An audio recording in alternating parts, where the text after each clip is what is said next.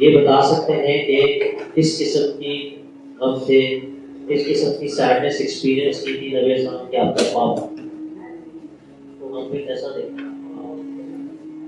تو میں آپ کو اردو میں بتاتا ہوں. اصل میں نے محمد صلی اللہ علیہ وسلم کو بہت بار دیکھا کہ وہ ہمارے لیے یعنی اپنی امت کے لیے جو آج کے ہمارے حالات ہیں نا، بہت زیادہ رو رہے ہوتے ہیں، نماز پڑھ رہے ہوتے ہیں، اللہ سے دعا کر رہے ہوتے ہیں اور بہت زیادہ روتے ہیں کہ ہم یعنی میری ان کی جو امت ہے وہ آج کن اندھیروں میں جا کے ڈوب گئی ہے.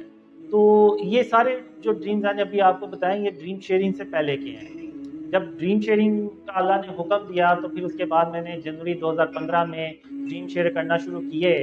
تو اس کے بعد جب فیس بک پہ، یوٹیوب پہ اور دوسری جو فورمز تھے ان پہ اتنے بیڈ کمنٹس آئے نا کہ میں یعنی یہاں پہ بیان نہیں کر سکتا. تو میں نے سوچا اس وقت، میں نے کہا کیا میں نے اس کام کے لیے یہ ڈریم شیئر کرنا شروع کیے تھے کہ مجھے یعنی برا بلا کہا جائے، گالیاں نکالی جائیں. یعنی ہوتا ہے نا کہ سب کو ہوتا ہے کہ میں کسی سے کیوں اب ایسے گالیاں کھاؤں یا برا بھلا کہیں لوگ مجھے. تو پھر اس کے بعد پھر میں نے ارادہ کیا کہ میں نا اس کام کو چھوڑ دوں گا، روک دوں گا. تو پھر میں نے یعنی پورا ارادہ کر لیا تھا کہ میں یہ چھوڑ دوں گا. پھر لیکن 8 یا 10 فروری 2015 کو ایک خواب میں محمد صلی اللہ علیہ وسلم آئے اور ان کی آواز جو تھی نا وہ افسردہ تھی، اور انہوں نے افسردہ آواز اور لہجے میں مجھے کہا کہ قاسم، اللہ کی رحمت سے مایوس نہیں ہوا کرتے، اور تم اس کام کو مت چھوڑو اور اس کام کو کرتے رہو، اور اللہ تمہاری مدد کر رہا ہے اور تم اپنی منزل کے بہت قریب ہو. تو جب میں صبح اٹھا تو میں نے پھر کہا کہ محمد صلی اللہ علیہ وسلم کے لیے تو جان بھی حاضر ہے، ہمارا تو دین امان ہی یہ ہے، اور ان کے لیے تو ہماری جان ہر وقت حاضر ہے. تو یہ تو صرف برے کمنٹس ہیں، ان کو میں اللہ کی رحمت سے برداشت کر لوں گا. لیکن اس کے باوجود پھر بھی مجھے آتا رہتا تھا دل میں.